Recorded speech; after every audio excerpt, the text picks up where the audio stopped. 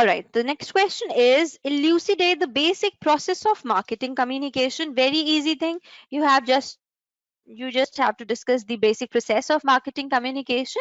Next part is what makes international marketing communication process much more complex as compared to the domestic one. Justify your answer with the suitable examples. See, here it is not like you have to give one single example. With each point of difference you can actually add different examples there. All right, this would actually help you substantiate your answer very well. Also, one more thing, because it is just a 10 marker question, you do not have to write much. Keep it very brief, very short. All right, so moving ahead, while writing the basic process of marketing communication, what are you supposed to do? You actually start your answer by writing the definition of marketing communication. All right, what is communication? Basically, communication is basically transmitting a message to the receiver in order to receive a response from the receiver, um, in a manner, sending the message in a manner that can be easily decoded, easily received, easily understood, so that we can actually expect the receiver to give a proper response. So similar is the case with the marketing communication. All right, so here you can actually define marketing communication in a very basic definition. You can write, for example, marketing communication, it has been defined as, we can write it as sharing of information, sharing of concepts and meaning about the products which we want to sell, the services, and the organization itself which is selling the product. By now, the sharing of information happens by whom? The source and the receiver. Now, who's the source here? Obviously, the company whose product is there. The receiver is the customer. Receivers can be middlemen would procure your material, and then they will finally sell the material to the customers directly. And the companies, publics, also publics means the shareholders and all of the other people who have a stake in the company. Maybe publics include government as well. All right, so such basic simple definition of marketing communication you have to write, and then finally you can actually start about writing the process of marketing communication.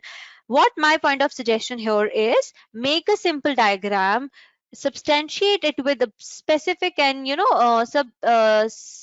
can say the sufficient information, so that only by looking at the diagram the examiner gets the idea about that you know the whole process. Because if you start writing the process, it is not very catchy, and if you only when you write the answer as well, the process as well, and then make a diagram as well, it would take much longer and much of the pages which are not available. So make a simple diagram, sufficient information you have to provide in that, and your task is done. All right, so what uh, kind of process do we have to write here?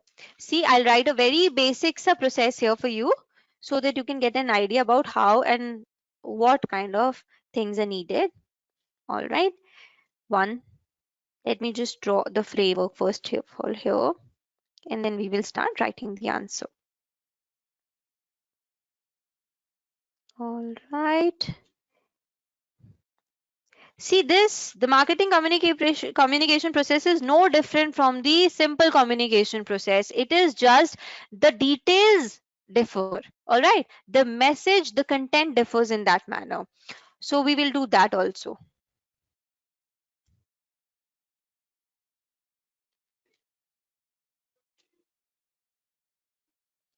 And this. Now, first of all comes the source. Now, what's the source here? Source here is the marketing management itself. All right, marketing management itself. Now, what the marketing management does here, what it has to do, it originates the message. It makes sure the message is received by the receiver. All right, it decides about the content of the message. All right, the content has to be decided here, the framework of the message has to be decided, that the structure of the message has to be decided here. All right, so under the content, what comes here is They have to decide about what product features they want to advertise or they want to communicate to the people, or what kind of benefits of the product they want to deliver. One more thing, very important thing about content here is what kind of appeal the marketing management wants to use. There are three different kind of appeals. I hope you are aware of them. First is the rational appeal, where you would tell the benefits of the product. All right. Next is the emotional appeal. In emotional appeal, you tell about what are the positive and the negative, kind of emotions that you can attach of the customers with the product. All right. And the third one is the moral appeal. Moral appeal can also be used. For example, see, if you are a company making paper straws, you can morally appeal the people, like by using plastic you are actually harming your environment, so use paper, paper pipes. All right. So this is the kind of some kind of content is there that has to be uh, decided at the level of marketing management. One more thing, that the marketing management team can do it by themselves also, and they can also hire some external agencies, advertising agencies or PR agencies also, for that matter. All right. Next is transmission media. Now, what can be the transmission media here? Transmission media here is what kind of media you want to use here. Whether you want to use personal selling, all right, whether you want to use sales promotion, that includes different kind of what we say, the combination of medias you want to use, what kind of advertisement you want to use, whether it is a print media or electronic media, or you want to use broadcast media, similarly, so on. So transmission media has to be decided upon. Next comes is the, we can say, the receiver comes here. Receiver. All right. Receiver is who? Receiver is the customer, the middleman. All right. Or the publics. Now, what the receiver do here? It does decoding and understanding. All right. One more thing, at the source level, what happens is here encoding of message happens. As you know, encoding is happening because the content is being created. All right, putting the informative or the persuasive aspect of the message or the communication, it all is decided at the source level. Then they decide about the transmission media. Then the transmission, through the transmission media, it goes to the receiver. And finally, after the receiver, the final stage here, after this, a final stage can happen, which we can say as marketing objective. Is there any change that has happened in the consumer's attitude or not? All right. So this is the final step after the receiver takes the message. All right. Now, there are two different things here. One is um, we can say the feedback. Now, finally, the feedback is taken from the receiver, and feedback is taken from itself the marketing objective, whether it has been met or not. All right. So, in the feedback thing, what can be used? Marketing research can be used to take the feedback, and sales report. Some companies actually use sales result also, although they are not directly related to the advertisement or the communication stuff, but still they use sales result also as one of the parameters to get the feedback. All right. In marketing research, you can actually use customer surveys and questionnaires, using questionnaires, etc. All right, so certain kind of feedback is there. One more thing, linkages I'll tell you later. Next is noise. Now, in communication, noise is very important because it happens at each and every stage. All right, noise, like there can be some technical issues that happens. All right, there are some uh, maybe the sales presentation is has been left poor, so we can write about poor sales presentation. All right, maybe the competitor's message is strong enough that people are easily able to avoid your particular communication you want to communicate to them. And then comes the consumer behavior. Maybe the consumer's behavior is such that he is not at all willing to receive the communication or the message you want to convey to them. All right. So this is basically a kind of flow chart of the marketing communication process. First of all, the source, then comes the transmission media, then from here it goes to the, what do we say, the receiver, and finally the receiver, and maybe from the marketing objective whether it has been met or not, we get to know it from the feedback. All right. if the feedback if the feedback is such that changes are required, all right, the changes are required, then changes can be required at this stage, which is maybe we have to change the mode of the transmission that we were using, maybe we have to change the content itself, all right, or the appeal itself. So the feedback goes to the source and the transmission media as well.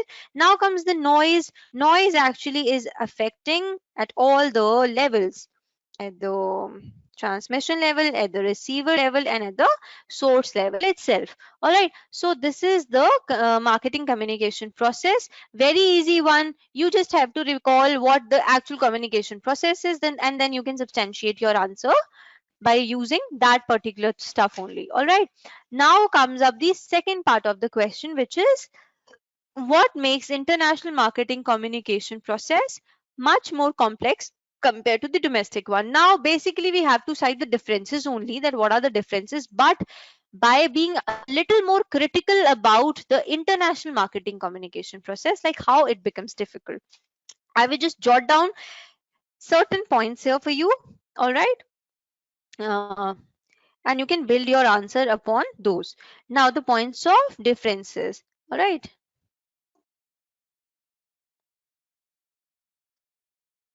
Hmm. So number one, what is the number one problem that occurs in international communication? That is the cultural barrier. All right. See, because of these cultural barriers, the same message, can convey different meanings to two different locations, all right, in different countries. For example, let us take the example of India only. Like McDonald's cannot sell, or it does not sell beef burgers here in India. Why? Because in India, most of the population is Hindu and they respect cow, they, pray a cow. So this kind of stuff can actually become a kind of hurdle in case of marketing communication. All right, they cannot sell that first of all, and they cannot even advertise that product here. So in that manner this becomes a barrier. One more and very important and a very very famous example in that case is, if you have heard of the advertisement campaign of Benetton, the company Benetton. They started a worldwide campaign of united colors of Benetton, and in their advertisements they have shown that one white man and a black man handcuffed with each other. In another advertisement they showed that a black woman is feeding a white child. So this actually, this advertisement won awards in France, but what happened in USA? It was highly criticized because it was said that this is promoting the white racialism. There was no point, but still, countries being countries, people being people, they need some issues, so they created an issue out of that. And finally, Benetton had to withdraw its worldwide this advertisement campaign, and this was the thing. So these kind of examples you can add here. Next, which can be the next point of difficulty for international people, that is the source, or we can say the country of origin effect. What is the source and country of origin effect? That there can be uh, that there can have a biased feeling in the potential customers about their own country as compared to the the international country. All right, they can have biases that this product has been made in an outside firm or a country which is not which with which our country is not at good terms with, so we won't be able to buy that product. So these are the kind of source and the country of origin effects. One example can be here, why to go very far in India only. The Chinese products were being banned at one time when there was this escalation at the Skychin area. So these kind of things happen. And also one different kind of example you can add here is that Honda actually it changed its advertisement campaign because when it was selling its products in USA, it wanted that kind of American effect to add in that its product, because it knew that it may face some biases if it would specifically focus on its home country's kind of content. So it actually advertised its cars basically saying that how American, or we can say the cars were shows by writing how American. All right. So this was the kind of campaign or the communication campaign which was used by Honda to undo the source or the country of origin effects in that manner. All right.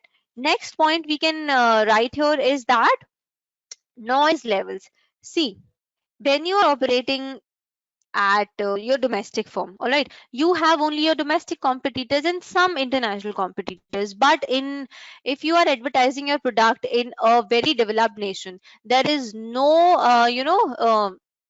dearth of competitors there. So noise level becomes very much high in the more developed countries, because similar kind of products may be sold there by various kind of companies. All right, so this is the kind of noise level that it also makes a point of difference and makes it a little more difficult for the international firms to advertise their product.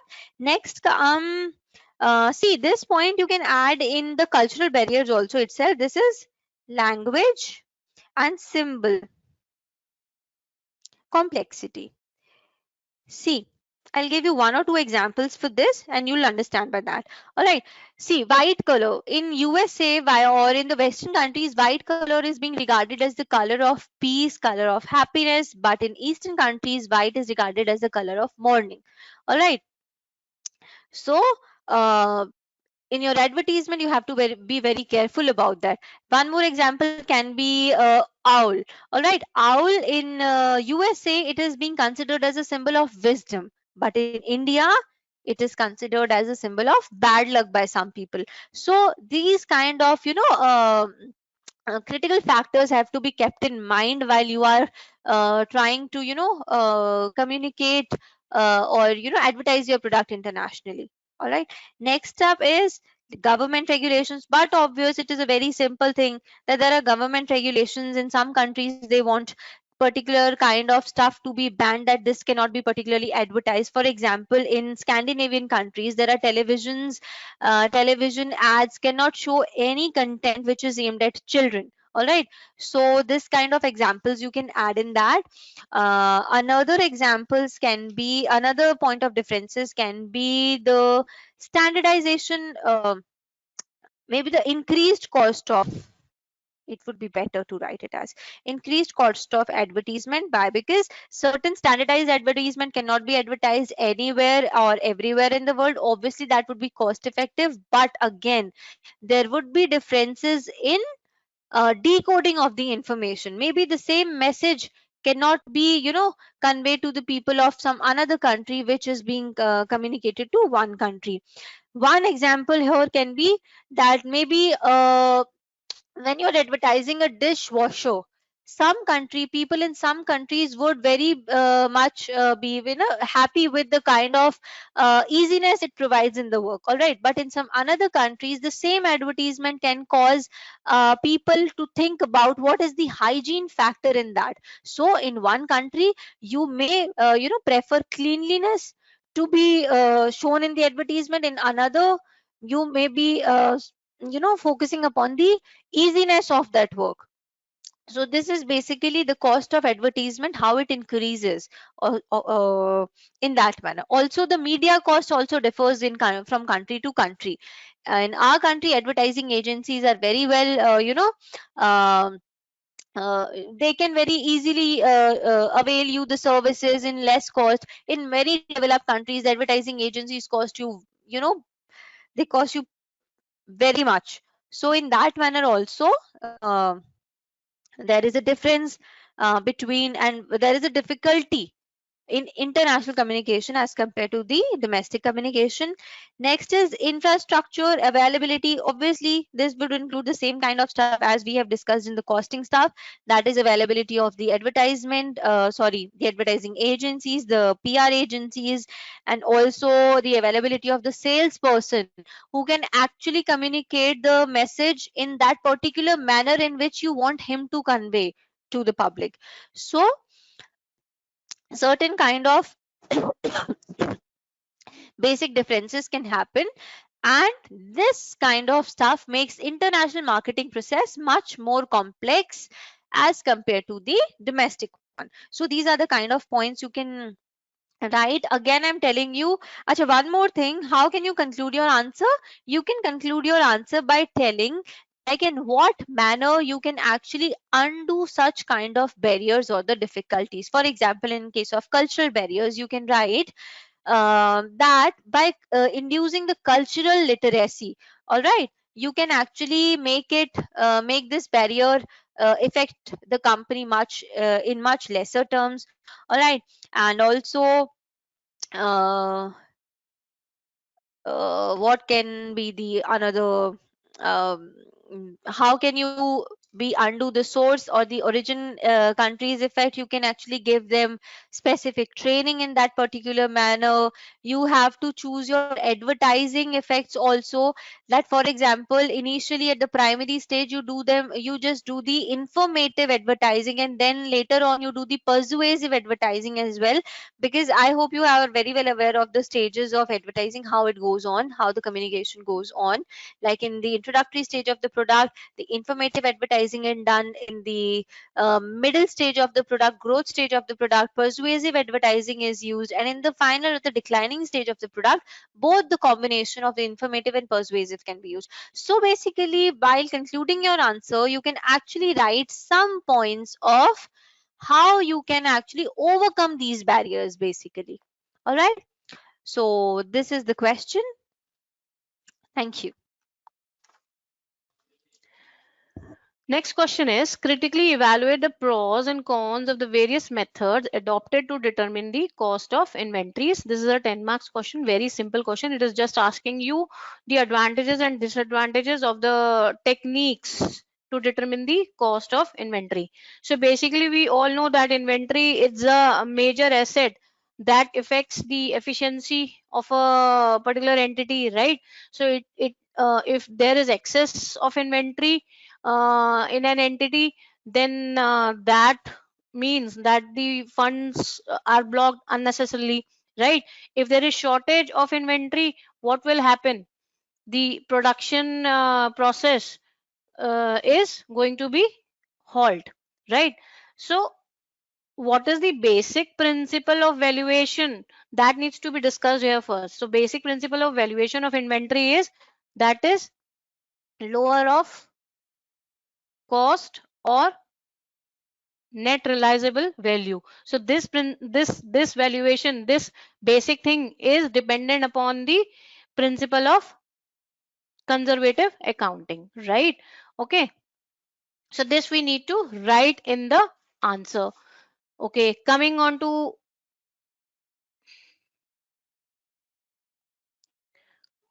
okay coming on to inventory valuation techniques. So we need to understand the categories, that in under which category the inventory valuation techniques are divided.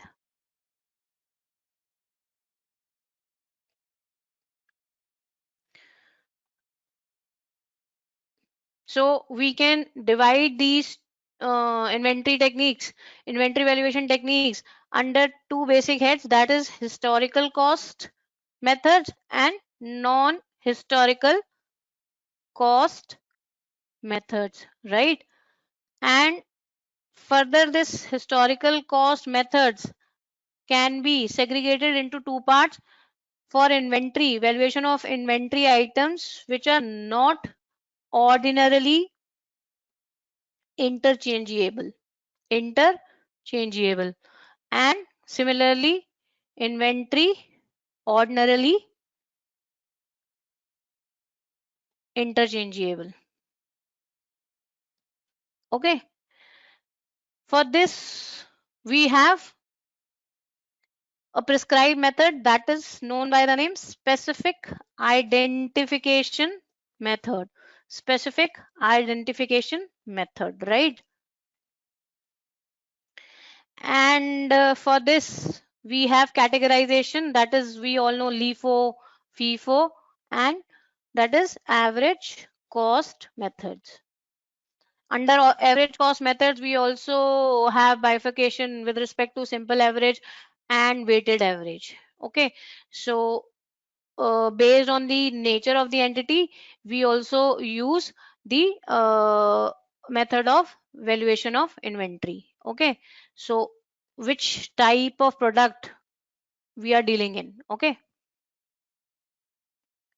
adjusted selling price method and standard cost method, they come under non-historical cost methods. Okay,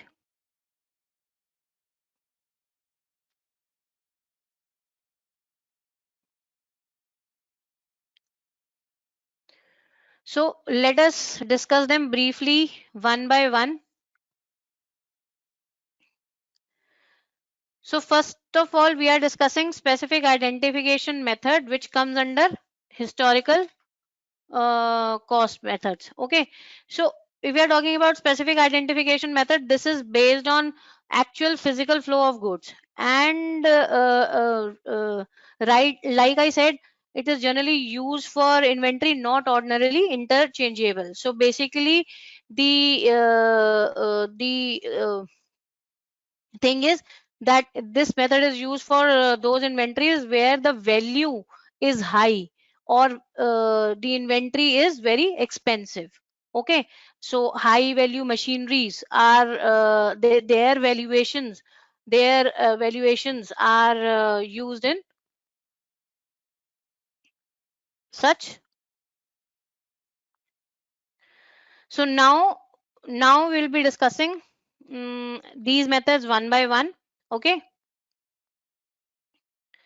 so under historical cost methods, if you're talking about specific identification method that is based on actual physical flow of goods, and it is generally used for inventory, not ordinarily interchangeable, right?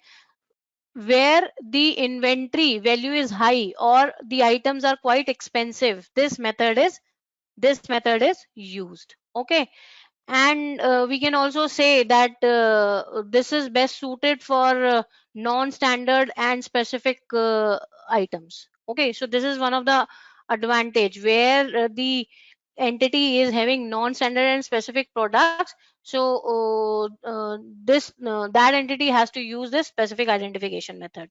Okay, and what is the other advantage of using this specific identification method? That the cost of material issued for production represents the actual and correct cost. Okay, however, what is the disadvantage of this method? That is, it is going to be difficult in dealing with this method when purchases and issues are I mean numerous. Okay, clear? So in this way we can discuss the advantages and advantages of every method. So if we are coming to LIFO and FIFO, we will compare them simultaneously. LIFO and FIFO, right?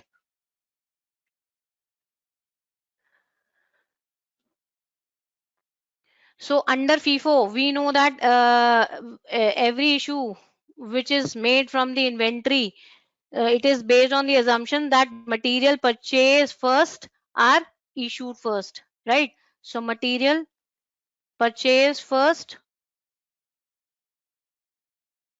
will be issued first, right?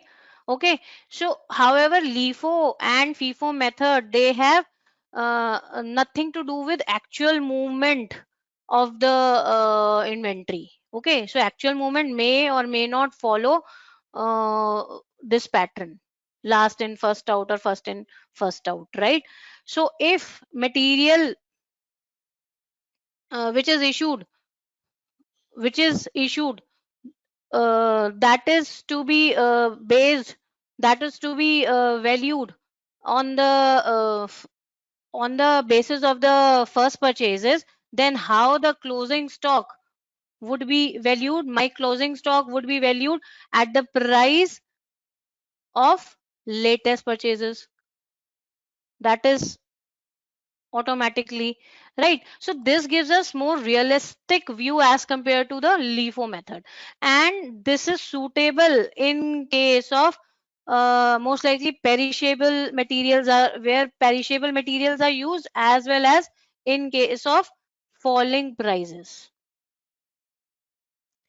So in case the circumstances are there of falling prices, FIFO method is used, right? So if we are saying falling prices, it means older prices they are high and latest prices they will be low. So my closing stock would be based on this valuation, right? So if I am going to if I am going to value my stock on this basis, so value the this would result in lower value of the closing stock, and hence my profits would be lower, book profit would be lower, and again the tax liability would be lower. Okay, fine. So in case of rising prices, the effect would be reverse one. And these LIFO and FIFO methods, they are having the advantage that they are quite simple to understand, right? So in comparison to FIFO, if we are talking about LIFO method, so FIFO assumption is that material purchased last is issued first, right? So again, the actual movement may not may or may not follow this pattern. Okay. So my closing stock that would be calculated, that would be valued at the price of earliest purchases, right? And again, because FIFO method is suitable in case of falling prices, my LIFO method that is going to be used in case of rising prices situation, right? And if I am saying this, it means rising prices means older prices would be lower and latest price would be higher. So closing stock will consist of this. Again, the lower valuation of closing stock would result in lower book profits and lower tax liability, and in case of falling prices the situation would be reverse. Okay, so both these methods are simple to understand. However, one very important thing about LIFO method is that LIFO method is altogether based on irrational assumptions. So the entity which is going to purchase the stock first, that would be utilized first, right?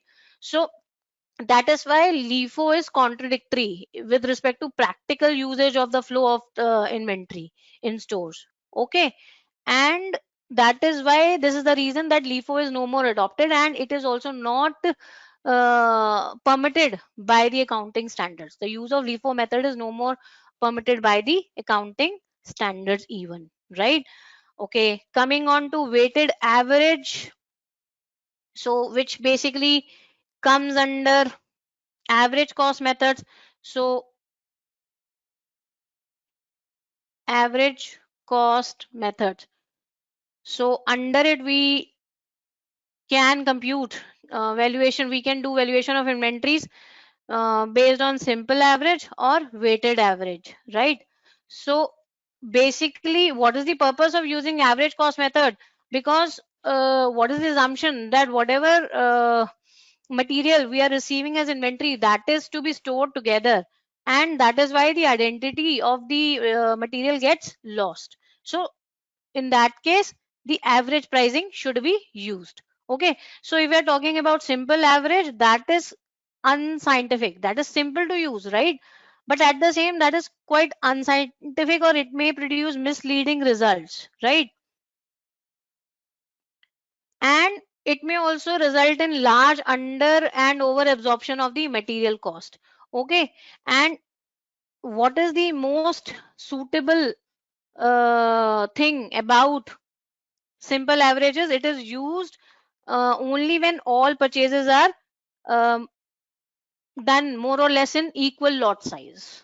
Okay, weighted average, whereas it is quite scientific method because it takes care of the prices as well as quantities of the different lot of materials in stores. So that is why it is quite scientific as compared to the simple average pricing. Okay, every time there is fresh receipt of material in the stores, fresh rate has to be needs to be calculated. Okay, fine. Okay, coming on to our next method, adjusted selling price method. Adjusted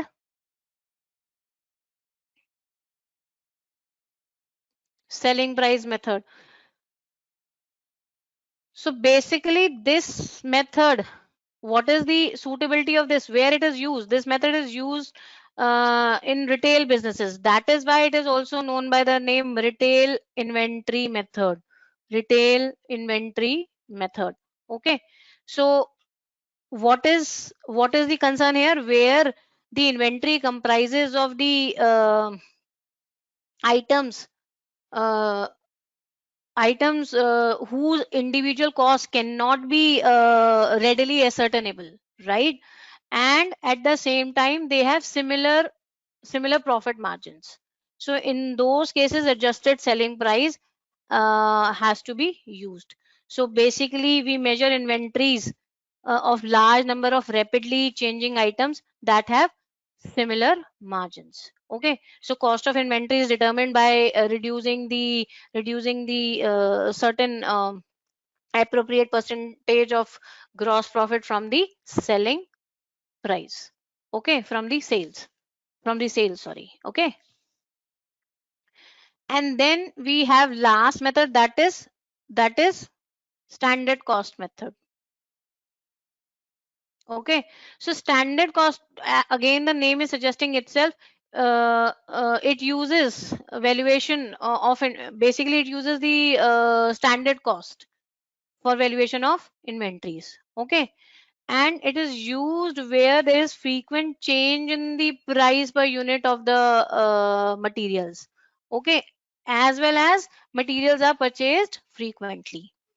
Again, this method is quite simple to use, and it also facilitates control of material cost. However, what is the disadvantage of using standard cost? That fixing standard price becomes difficult whenever prices of the inventory, they are fluctuating very frequently. Or the other disadvantage we may quote is that of course the standard cost does not reflect the market price, so that may result in profit or loss. Okay, so in this way we can wrap up the question. Next question, what is swap? What are the common types of swap and how are these investment induced? So guys, what is swap? So swap is nothing but agreement, agreement between agreement between two counterparties, agreement between two counterparties to exchange cash flows over time. So it is agreement between two parties that they will exchange cash flows at some point of time in future. So this agreement is known as swap. Now swap can be of many types, and that is what has been asked in this question. What has been asked, what are the common types of swaps? There are, guys, many types of swaps actually, but obviously we can tell two three major ones only. So the one is interest rate interest rate swap. So what is interest rate swap? For example, you have a firm and you have taken a loan of rupees 100 crore at 9% per annum for 10 years. So guys, what does this mean? This means that every year you will end up paying coupon of, if it's a bond, otherwise interest payment of rupees 9 crore per annum. So whatever happens, you have to pay this money, right? So it is a so it is a fixed obligation. But hypothetically, let us suppose you are in a business where your revenues are not fixed, and sometimes you might get into an uncomfortable situation that you are not able to pay this 9 crore, fixed obligation of 9 crore, because there's a lot of variation in your revenue. Maybe you are in financing business and your revenue depends on the interest rate. Okay, so because your revenues are floating but your interest obligation is fixed, so to take care of that risk, what we can do, we can enter into an agreement with a third party that you will pay the interest not at the fixed rate but at floating rate. Now it's a third party, not from the party through which you have taken the loan. You will get into agreement with a third party that I'll be able to pay based on the floating interest rate and not fixed rate. Of course, that third party will charge a fees for you for this, but then that third party will give you this assurance that in any year, if you if you fail to pay the this fixed obligation of 9 crore, depending upon how much it comes out based on the floating interest rate, then that third party will pay on your behalf. And of course, there is a fees for that and everything. That is agreement between two parties. So this is a interest rate swap. So interest rate swap. Now second kind of swap can be, another type can be currency swap. So currency swap is used in foreign exchange risk management. It is used in foreign exchange risk management. Okay. Now, for example, Infosys is doing a project for a US client. Okay. So that in that that US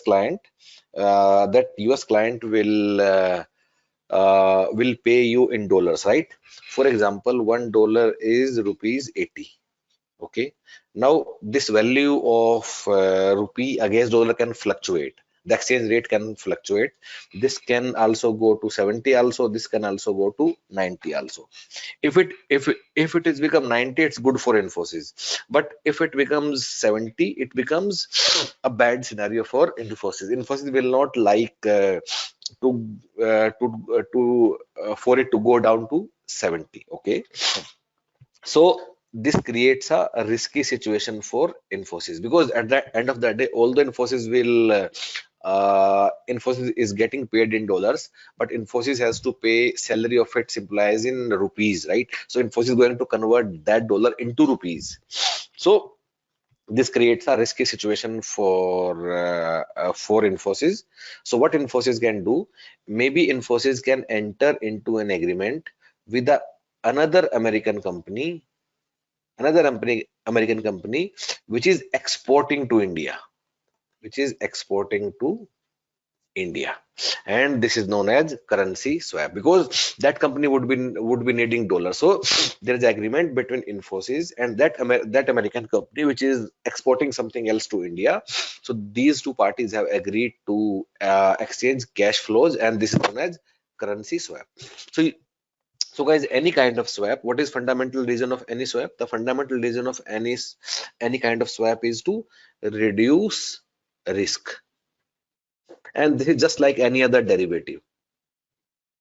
So in both situations, interest rate swap and currency swap, what we have done, we have reduced the risk by agreeing to exchange the cash flows. There can be another type. The third type of swap can be, which is very well known, CDS, credit default swap. Credit default swap. So for example, let us take any company, Mahindra. Okay, Mahindra takes a loan from SBI. Mahindra takes a loan from SBI. Okay. Now, of course, there is a credit risk also, right? Mahindra might fail to pay back. So, what SBI can do? SBI can enter into an agreement with another party, maybe XYZ bank or somebody else, that this XYZ bank will pay in case Mahindra ends up doing a default. So, XYZ bank is protecting SBI against the credit risk. Of course, XYZ bank will take some fees for that. This is known as credit default. You can see the keyword credit default swap. So guys, these are the three types of swap which I told you: interest rate swap, currency swap, and credit default swap. The question is, if sales forecast is subject to error, then there is no purpose of budgeting. Do you agree? How can a flexible budget be used to control cost? So simply it's a 10 marks question. It is directly or indirectly asking you the importance of budgeting. So if sales forecast in a company goes wrong, whether that company should go for uh, making budgets or not, right? You have to give your view on this statement. So based on the sales forecast only,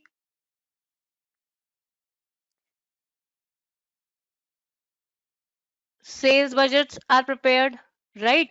So forecast and budgeting. Forecast, what actually forecasting is? Forecasting is just a mere it's mere estimate of what is likely to happen, right? Okay. Whereas budgeting is a particular statement, it's a statement of financial resources of a company. Okay, how the income would be earned and how basically the cost towards earning that income would be there. So association of this revenue and cost factor is represented in the budget, right? So whatever the plans, they are what are the plans which are given by the departmental heads to the senior management, the budget is the coordinated plan of those departmental uh, budgets. Okay, fine. So here we should not negate this thing that there is no importance of budgeting if sales forecast is subject to error. Okay, we should mention here, yes, if something is wrong with the sales forecasting, then of course it will produce undesirable effect, right? Because whatever functional budgets are prepared, they are based on sales budget, and sales budget is dependent upon the sales forecast. So there is the impact on functional budgets. If this is wrong, then that is likely to affect sales budget and also the functional budget, which is dependent upon the sales budget, right? So therefore every care should be taken in preparing, in doing the sales forecasting, right? Because environment is quite dynamic. So whatever factors which have influence in forecasting sales for a company, that must be taken care while reaching to forecasting of sales, right? Okay, so in this way we have to answer this question. And the second statement, the second question is related to the first statement: how can a flexible budget be used to control cost? So here we can highlight the importance of flexible budget. So we can, on the basis of flexibility, we can divide the budgets into fixed budgets or static budgets and flexible budgets, right? Talking about fixed budgets are static budgets, right? They are prepared on the basis of standard or fixed level of activity. They do not change with the change in the level of production. Whereas flexible budgets, they whatever figures are presented in the flexible budget, they change according to the level of production, right? Okay. So that is why flexible budget have very much relevance in practical terms also. Okay, because of course they these flexible budgets change according to the level of activity, and in addition they also recognize a difference between the components of cost, like for example fixed, semi variable and variable cost components. Okay, so in this way they are designed uh, according to the change in the level of activity, right? And that is why these flexible budgets, they are useful in controlling, because they are helpful in segregating the cost components into variable, semi variable and fixed. That is why we are able to keep a control over factory cost and our operating expenses as well, right? Okay, and we can show how flexible budgets help us to control cost with the help of an example. That is, like for example, we can give the practical example here. Let's say there's a factory, okay, which expects to operate at 5,000 hours, and it is working at 50% level of activity, right? And its variable expenses are given as 1200, semi variable they are given as 1300, and fixed expenses they are given at 1500. And at the same time information is given to us. Let's say that semi variable expenses, they goes up to 10% between 85% to 95% level of activity, right? And above 95% level of activity, they goes up by 20%. So this kind of information we can frame on our own, right? And we can present the figures. Presenting the figures, basically now you can specifically mention here what we need to calculate based on this information. We may calculate information at different levels. So 50% level of activity information is given, right? So we may need to calculate at 80%, 90% and 100% level of activity. So budgeted hours, write out here what are my budgeted hours, that is mentioned here. At 50% it's been mentioned 5,000. So at 80% it would be 8,000, 9,000 for at 90% and 10,000 at 100%, right? So what is my variable expense given here? 1200. What is my semi variable? 1300. For 50% level of activity we have already developed the information. So my fixed expense here is 1500. So this would go remain same for every level of activity, right? So this kind of example would be more useful to explain how the flexible budgets helps us to control cost, right? So if we are talking about variable expenses, it is 1200 at 50%. So if we do it for 80%, so 1200 upon 50 into 80, that would give us 1920. So 1200 upon 50 into 90, that is 2160, and for 100% it is going to have 2400, just the double of 50%, right?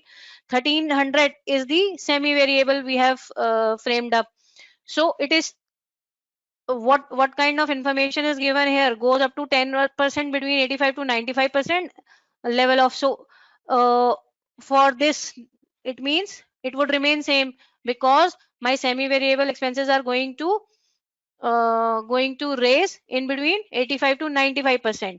So 10% would be added in 90% at 90% level. So that would become 1430, and above 95% they are going up by 20%. It means for 100% level of activity, 20% of 1300, that is 1560, is my semi variable expense, right? Now the last part here we need to calculate is my recovery rate. RR. This is called recovery rate, which is calculated by total expenses. So total adds up to 4,000 here, right? So this is my R's. This need will not be added, right? All everything which is in rupees, that would be added. 4,000, 4720, and then 5090, and this would become 5460. When I divide it by budgeted hours, I will get the recovery rate of 0.8 here, 0.59, 0.56, 0.55. Right, so this is being showing to me that if we work at 100% of capacity, my recovery rate is 0.55 as compared to my 50% level of activity, wherein the recovery rate is 0.8. Okay, so let's say right now we are working at 50% capacity. What if we change the level of capacity in next month? Let's say for 8,000 budgeted hours, then the same recovery rate would not be applicable. The recovery rate of 0.59 would be applicable, right? Okay, so that is 4720. And if the actual expenses at 80% of activity is, let's say, 5,000. So this is my these are my budgeted figures, and actual expense for 80% level of activity is 5,000. So what is the difference? 5,000 minus 4720, right? So rupees 280, I am exceeding my limits. Okay, I am ahead of my budgeted expenses. So this kind of thing can be depicted by using flexible budgets. Okay, so this is how we can highlight the importance of flexible budgets in controlling cost. Okay, the question says explain the concepts of market segmentation. Prepare a comprehensive market research plan to identify and target markets for newly developed herbal preparation to alleviate post COVID-19 adverse effect in international markets. ठीक है, हम इसमें से keyword उठाते हैं और सबसे पहले है concept of market segmentation, 10 marks का सवाल है। दूसरी चीज हमें करनी है कि हमें मार्केट रिसर्च प्लान बनाना है for identifying the markets for newly developed herbal preparation to alleviate post COVID-19 adverse effect। और सबसे इंपॉर्टेंट बात इंटरनेशनल मार्केट में, तो हमारा जो भी एनालिसिस होगा बात दूसरे क्वेश्चन के लिए वो इंटरनेशनल मार्केट को ध्यान में रख के होगा। ठीक है, तो शुरू से शुरू करते हैं। तो इसमें सबसे पहले आप शुरू करेंगे मार्केट सेगमेंटेशन के। So clearly define what is market segmentation. Okay, so market segmentation is nothing but the slicing or dividing the market based on the similar needs and wants of the consumers, right? So basically, slicing the market based on the similar needs and wants। ठीक है, तो इससे क्या होता है, इससे ये होता है कि जो मार्केटर्स हैं वो उसको आइडेंटिफाई कर देते हैं और फिर अलग अलग मार्केट्स के लिए, अलग अलग सेगमेंटेड पार्ट्स के लिए वो अलग अलग मार्केटिंग स्ट्रेटेजी बना सकते हैं। Okay, so do not just define the market segmentation, please relate it to the targeting also, because the question specifically asked to explain the concept of market segmentation, right? It is not defining the market segmentation. Plus you can also provide key factors or which is taken into consideration for market segmentation। क्या क्या हो सकते हैं वो, जैसे, ठीक है, तो इसमें कई सारे फैक्टर्स होते हैं। तो जोग्राफिक सेगमेंटेशन होता है, ठीक है, on the basis of geography you can segmented the market. ठीक है, फॉर एग्जांपल आपने रीजनल कर दिया, आपने क्या कहते हैं स्टेट वाइज कर दिया है, आपने कुछ और ज्योग्राफिकल लोकेशन के कारण उसका क्या कहते हैं सेगमेंट किया है। Other factor can be demographic, right? So demographic में क्या क्या चीजें हो सकती हैं? डेमोग्राफिक में चीजें हो सकती हैं कि क्या कहते हैं पॉपुलेशन से रिलेटेड जो जो डिफरेंशिएशंस होते हैं। फॉर एग्जांपल इसमें आपका क्या कहते हैं जेंडर का आ जाएगा, राइट? आपका इसमें आ जाएगा आप किस लाइफ स्टेज में है आपकी पॉपुलेशन, और इवन जनरेशन का आ जाएगा। And also this also includes what income, right?